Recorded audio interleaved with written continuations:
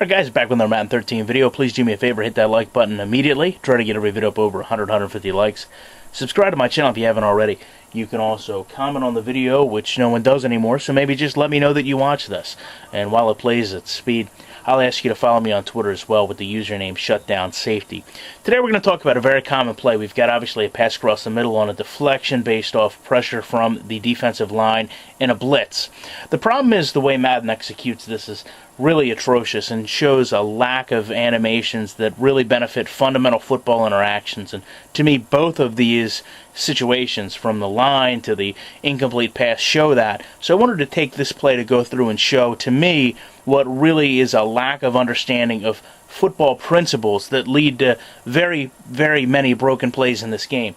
First thing I want to talk about is David DeCastro here. You know, one of the most promising offensive line prospects in the NFL, and unfortunately he's dealing with some injuries, but in this game that means that he's pretty much performing at a high level. I want you to notice how the game utilizes him on a basic offense to defense scheme where there's 8 offensive personnel to block 8 defensive personnel, which essentially puts a hat on a hat. It's not a hard concept to understand.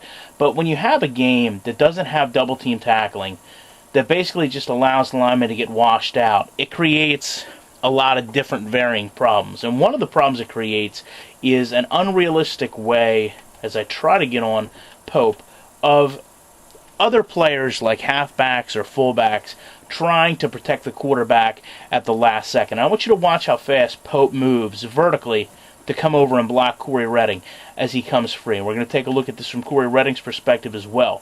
And then we're going to also take a look at it from Ben Roethlisberger's perspective, because even as an offensive player, it's very difficult for you to read this type of protection because it's so unrealistic. You know, to see that pressure get generated to throw the ball, and then all of a sudden, now that pressure is not there anymore because the fullback is slid 4 yards to the right, isn't very realistic.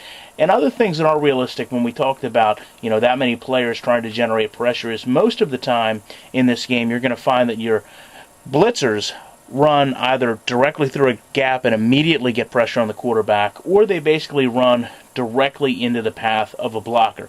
In this case, you can see a halfback is basically standing there and Jarrell Freeman runs directly into him. On the opposite side, we're going to see the exact same thing out of Robert Mathis as he blitzes and runs directly in to number 77.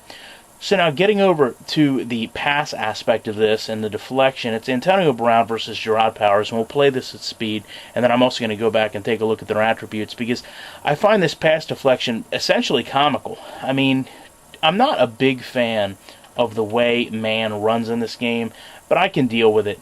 You know, however, the fact of the matter is, Antonio Brown has 94 speed, 96 acceleration. Gerard Powers has 88 speed, 91 acceleration. And that pretty much seems to play out here until the end of this play. You know, you can see up until that point, Brown did pretty much have the advantage, running a little bit better route. But for some reason, the game shifts Powers in front of him right here, and then has him twirl in the air till his back hits the ball and creates a pass deflection.